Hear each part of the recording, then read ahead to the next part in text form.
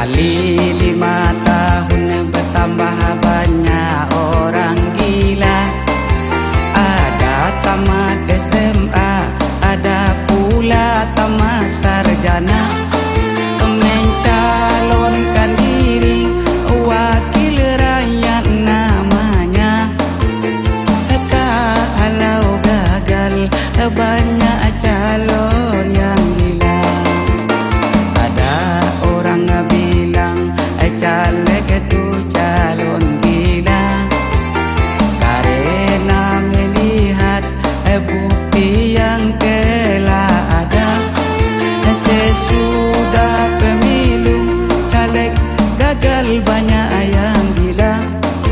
Begitulah keadaan pemilu di Indonesia.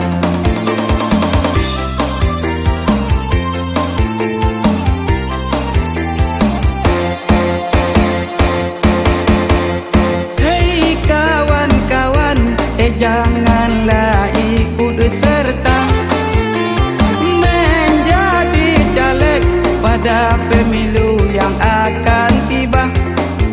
Karena caleg gila luar biasa. Kalau gagal bisa gila jadinya.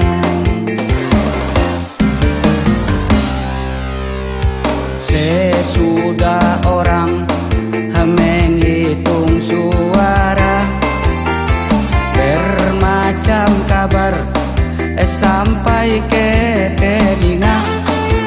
Ada secara langsung, ada lewat media.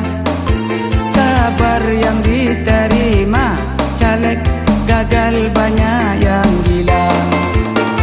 Ada memakai dasi dibikin dari tali rapia.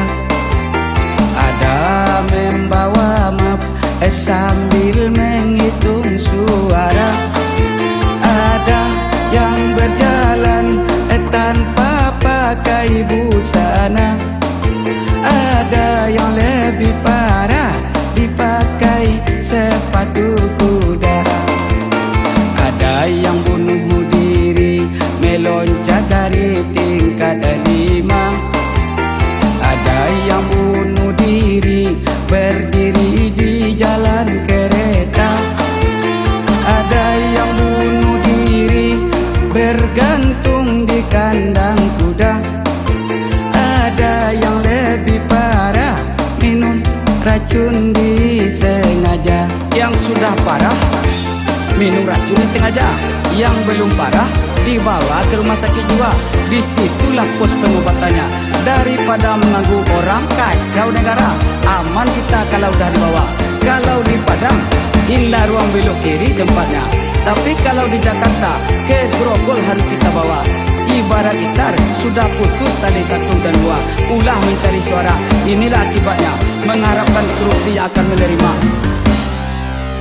Sekali 5 tahun bertambah